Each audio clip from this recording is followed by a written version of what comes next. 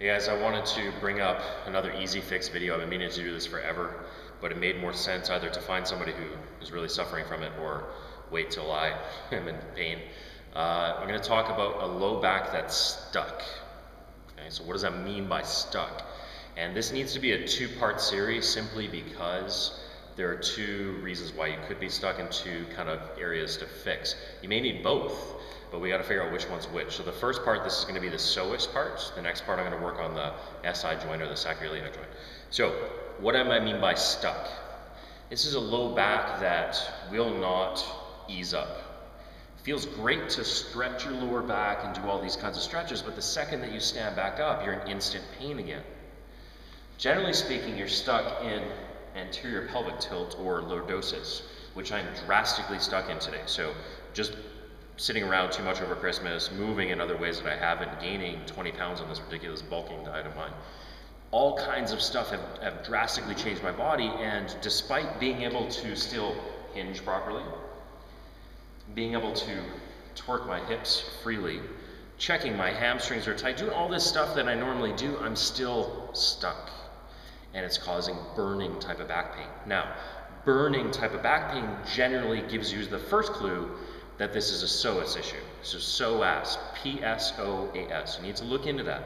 It's a muscle that connects from your femur, okay, so the long bone of your leg, up on the inside underneath your intestines to your lower back. It is mostly a spinal stabilizer. It is not a hip flexing muscle like most people think it is, even though it can be shortened when the hip is flexed, okay?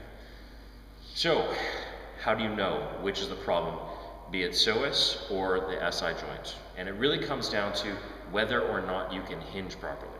So, if I take a broomstick and I put this on the back of my head, the back of my shoulders, and my tailbone, and I go to bend over and try to keep those 3 points in contact, if I can do that just fine, okay, which I can, that means that it is not my SI joint that is the issue, okay?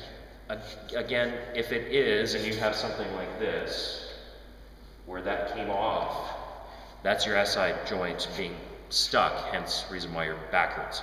But again, that's part 2. That's another video. I will link it when I get it done, okay? So, part 1 is dealing with psoas. So again, remember, femur attached to your lower back. So when it gets tight, okay, because the hip flexing area is all tight, maybe sitting too much, whatever. What happens is you get this pulling from the inside of your lumbar forward, okay? So you get a pulling of the inside or curvature of your back. That's why your lower back is burning, because it's constantly being flexed. So it's just a lactic acid burn. But you're stuck, you can't let it go. So I'm gonna show you 2 things, okay? Now, here's the thing. I've read many times, I've had some people demonstrate this, I've looked into yoga stuff, all kinds of really weird things. If you want to plug in stress plus psoas, okay, so P-S-O-A-S, into Google, you're going to get some pretty out there stuff, some pretty hippie stuff. Whether I understand it, agree with it, or disagree with it, I just know that when I do these 2 drills, I feel 100 times better.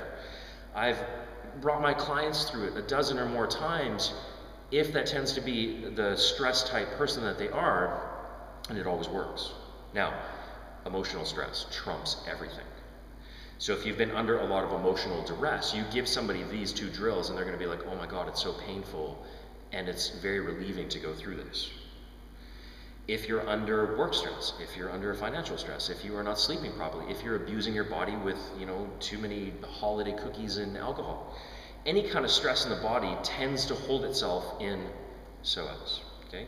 I don't have an explanation for that, I will fully admit that, but go plug in psoas plus stress and do some reading. So, remember I said that it connected underneath your intestines, okay? Underneath your intestines to the inside of your lower back, not this part, the inside of the vertebrae.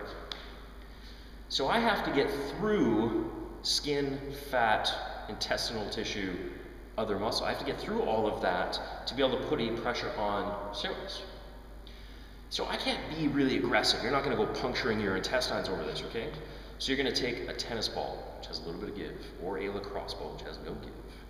And there are 3 points you're going to work on. So if this is my belly button, I'm going to go over 1 inch. That's where you are going to start when I get on the ground, okay? You're going to spend some time there, mostly just putting pressure, and I'm going to show you some movements. When that's done, you're going to move down 1 inch, okay, towards the belt line. Generally speaking, that is more painful. You're going to move down again, and you may run into more pain. Don't go so low you run into the pubic bone. Generally, belly button 1 inch over, 1, 2, 3 spots, next side. Belly button, other one, 1, 2, 3, okay? That's the first step in this easy fix of unsticking your back related to a psoas issue. So, I'm going to lay on the floor. I'm going to start with a lacrosse ball because I know what this is like. Don't just dive on the ball. Okay? You have to learn to tripod, and that's, I have videos upon videos of self-myofascial release when it comes to this, which you can go look at. So, belly button, I'm going to start on my left side. Be very careful with how much weight you put on. So most of my weight's on my elbows and my knees right now, and I'm just gonna softly put some tissue pressure into that. When your psoas is bad, mine is extremely bad right now, more so than it's been in a very, very long time. It's a sharp pain. It is not a dull, uncomfortable somebody stabbing their thumb in your guts and it's just uncomfortable. This is freaking sharp, painful. So be cautious, be tender. If you're like, whoa, that's too much, go grab a tennis ball, lighten it up, okay? Do not be aggressive with this. Again, you're going through intestinal tissue trying to put a little bit of pressure on psoas. Now, what I'm gonna do is I'm gonna take if this is on my left side, I'm gonna take my right hand, and to put a little bit more pressure into it and to breathe through this, I'm gonna take my right hand and I'm gonna turn away, including my neck, away from it. It feels like the skin is stretched. That's a good thing. That's fascial stuff. Okay, so dig into the ball. Okay, I spent enough time on that point right beside my belly button, so I'm going to go down 1. Generally speaking, it's much sharper. You're like, whoa, maybe I'm on something that's like really tender. It almost feels like somebody's touching a cut of the skin. That's how sharp it can be when it's bad. You're going to mobilize and breathe and relax. Take your time. I'm just trying to speed this up a bit for the video. Okay, so I'm going to move another inch up again. Be super careful.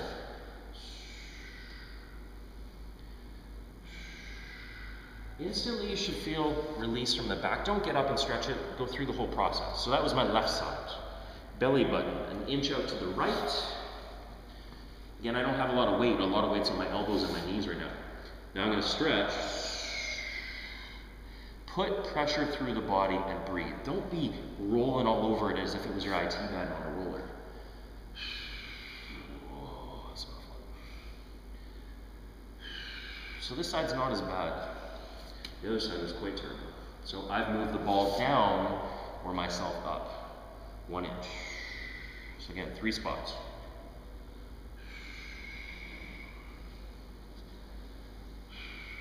Okay, this bottom one I know is always tender. It gets more tender as you go down, so just super careful.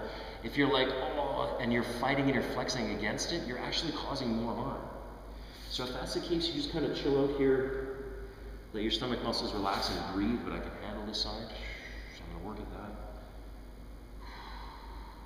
Okay, now, psoas, if you've ever had deep tissue massage, whenever you go to release or reset your psoas, it's very dump based. You just feel taxed and worked. Don't do this and then try to do something productive after. Do it at the end of your day, okay? Now, that's the lumbar portion of psoas. But remember I said psoas attaches down on your femur underneath all your inner thigh, okay? So I've got to approach that. So you're going to do something quite out there, okay? In my regard, anyway.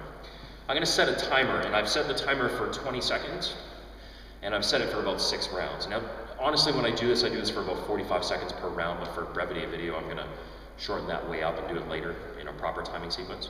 So, to know, again, whether this is psoas, you should have already discovered that with the ball, but in case you don't know how frequently you should be doing this, I would just get on the floor, put yourself into the butterfly position, and then after that, just check this one area to see whether it is sharp, tender. It should be uncomfortable. But if it's sharp, tender, you know your psoas is pissed off, okay? And you should be doing that followed by this, okay? So if the test, so I'm gonna go into feet together, head relaxed, a pretty neutral or natural curve to my lower back. I'm not stressing one or the other. Now I've got to find where psoas, not the origin, the insertion of psoas is. So I'm going to go up my inner thigh, which is generally, it'll feel, you know, ropey, kind of tight and tender. As you approach the groin, go over the inner thigh like this, pretty close to the private area. And if you find somewhere that's like super sharp tender, which this is, you stop pushing for one, because that's just not fun. That means that psoas needs to be released. So this is pretty weird and strange. The first time I did this, it was eye-opening. So I've set my timer for 20 seconds. Again, I would do 45 seconds. So I'm going to just, boom, relax. Focus on my breathing. Close my eyes. Generally, I like to do this in a dark room where I can really not focus on stuff around me. I'm letting gravity pull my inner thigh muscles and all the other muscles that might be assisting this stuck. Okay, so it beeps. I'm going to move up 1 inch, and that's it. If you know what a tuning fork is, it's the stick that finds the wood, or finds the water, okay, when you're out in the field. You're trying to become the human tuning fork, and it's pretty crazy when your psoas is jacked up, what can happen. So again, I'm going to go up another inch. What you're looking for is a vibrating of the legs. And the more stressed out, especially emotionally you are, the more the vibrating is going to happen.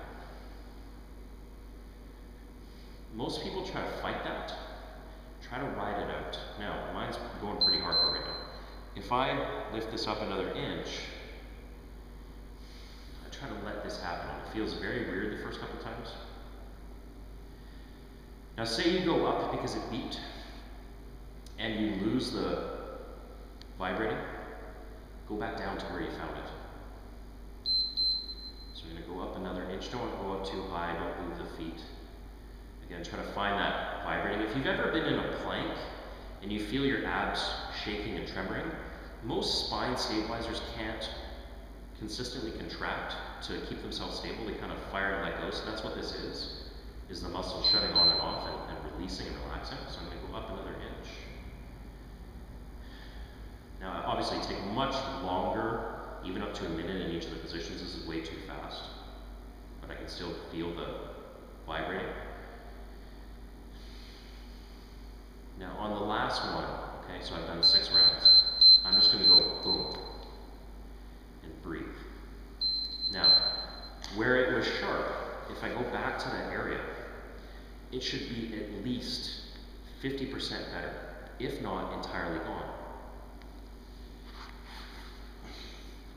For me, that's only about 25% better because I didn't spend enough time in each of the phases, but that vibrating was still quite hectic. Now, I sit up and I'm dizzy, and again, it's like I had an hour-long deep tissue massage. I can't really focus properly because it's a huge dump of energy.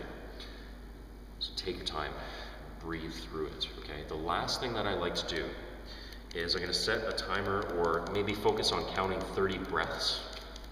And I'm going to set it for about a minute to a minute and a half, and I'm going to do what's called a neutral posture, or a neutral spine supine hold. And this is something that I've recently discovered and played around with, but the purpose of this is if I was stuck before I got down here on the ground and I tried to release all this stuff that was related to psoas, I want to, when I stand up, have a much more neutral posture. And I should feel unstuck anyway. So here's what supine neutral posture hold looks like. The sequence is the most important thing. Again, I'm just setting this for a minute. Do this all the time if your posture sucks, or you have poke neck, or on your damn phone too much like I am. Okay, so I'm going to lay down. My feet are flat. I have a natural arch to my back right now. So here's what I'm going to do. I got my timer ready in my hands.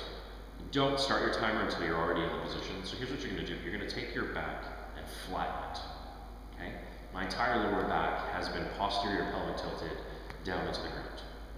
The next phase, too many of us have internally rotated shoulders, right? So what you're going to do is you're going to take your thumb and put it up towards the ceiling, which puts your shoulder joint at neutral. Unfortunately, my shoulder girdle is in the protracted position or the slouchy position, so the third phase of this is you pin your shoulder to the floor. Now, automatically, I'm fighting stuff, okay? And mostly what I'm fighting is my crappy neck tension. So can I make a double chin, so much so that the base of my skull is on the floor? Then I hit my timer. And I'm fighting, okay? I'm trying to relax and breathe through this, but it's very difficult because I've been stuck in my lower back all along. So the knots in my rhomboids, my mid-back, are freaking out. The tension in my neck, my sternocleidomastoid, is very tense. It's hard for me to maintain this, and it's very hard for me to keep my pelvis neutral. So can I breathe? Keep my thumb up. So again, sequence for argument: tilt, thumb up, shoulders back, double chin enough you can see your cleavage. Breathe. It should be hard to. Just where you feel like you lost it. Just usually shoulders back, chin down.